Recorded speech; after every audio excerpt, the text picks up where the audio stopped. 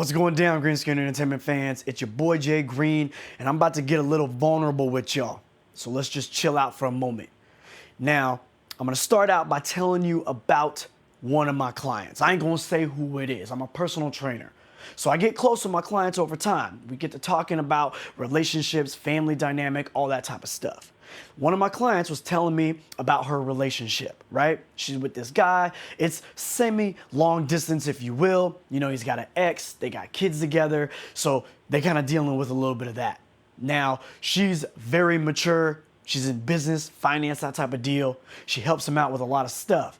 But as soon as she helps him out and thinks that he's got everything under control and they're able to move forward in the relationship, he might take a few steps back, forget everything that she taught him, and then go running rampant. You know, I'm sure some of y'all out there have been in those situations. Now, as I'm talking to her over time, there's no judgment on that guy or my client, but it does make me think and reflect on situations that I've been in. I've been that dude in relationships where whoever I was with at the time told me specifically, I don't like this, or I do like that, or I need you to step it up here, or step back over here. And for whatever reason, I was immature, probably. I just chose to ignore those things, and I never stepped it up, stepped back, or supported that person in the way that I should have.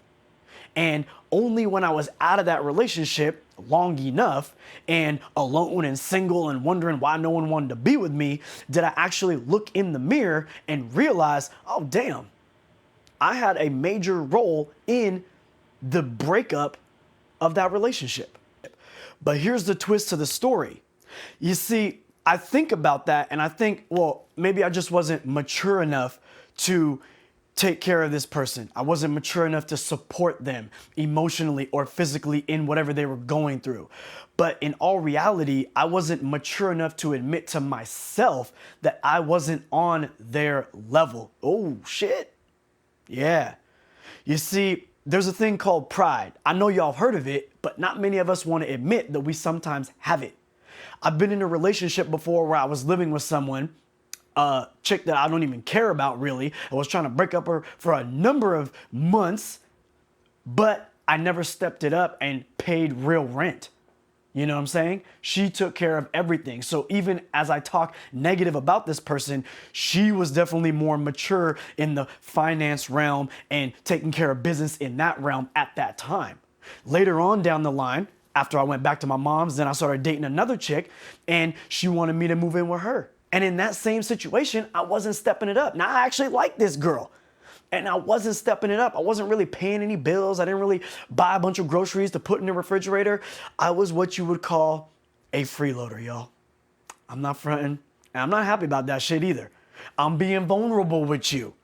I was a freeloader, and deep inside, it made me feel a type of way.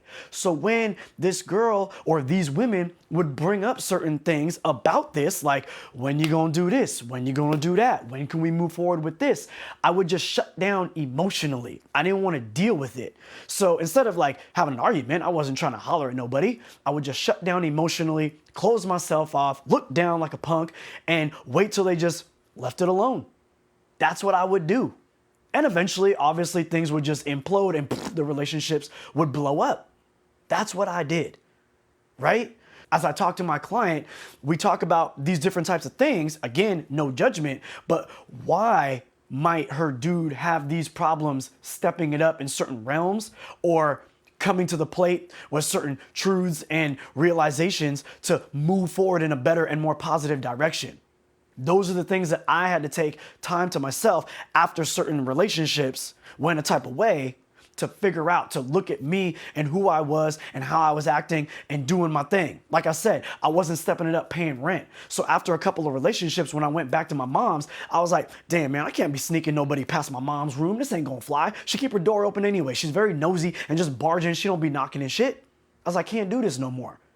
And I knew at some point in time that, look, if I keep allowing your mom's always gonna have your back. She always gonna take care of you no matter what. You're her baby. It's your mom. That's what she gonna do. So I'm not mad at her. But if I kept allowing myself to be there and use my mom as a crutch, then I would never grow to be a man to stand on my own 2 feet like I am now. So when I think of relationship maturity, I'm not only referring to the aspect of paying bills and being there to support someone emotionally or physically, but more so understanding what you need to bring to the table in regards to that emotional support, financial support, and on a deeper level, if you're not able, for whatever reason, to support someone on an emotional level, if you don't understand how to provide empathy for someone on a challenging day or sympathy, do you know why? Do you understand what's happened to you in the past that's prohibiting you from being that person now? You need to figure that shit out. Because if you're not able to be there, 9 times out of 10, most people ain't getting out of relationships only because of finances. I know statistics would say otherwise, but if there's real love there, if there's real emotion and real heart, boy, I'm telling you right now, that couple's gonna fight for it. But if they ain't no love there and ain't no paper, they gonna kick your ass to the curb, to the left, to the left. So in the end of the day, guys, you gotta know who you are and what is holding you back from being the partner that your person wants you to be. That's the life lesson, y'all. That's the moral, that's the value. Once you actually look in that mirror, once you actually take the time to look and see who you really are, why you can or can't do a certain thing, it doesn't always have to be a financial thing. That's not what all relationships are about. It doesn't always have to be a physical thing. That's not what all relationships are about. Relationships are about the mind and they're about the heart. Physical and financial, those are bonuses. Those are things that allow you to do things, to create experiences. Understand that. You got to know who you are, what you've been through, and why you can or can't step it up in a certain realm or direction. In my situation, I was using my mom as a crutch. I was selfish, using my money for me rather than providing for the relationship that I was enjoying. We had plenty of fun, but I was also becoming a stress and a strain to that other person. Yeah, they had their issues and we broke up for a number of different reasons, that's for sure. But at the same time, I didn't make shit any better by not providing an equality in that relationship. And that's on the real. Yo, I hope you got a little something out of this. I hope maybe you walk away and think about what you're providing to your partner in your relationship. And if you realize maybe you're not doing as much as you could do, maybe you do better and your relationship is better for that. So if you got something out of this video, dope. If you didn't get anything out of this video, dope. Either way, I'm gonna see y'all next week. It's all love. Hook your homie up with a like and a subscribe. I'ma holla.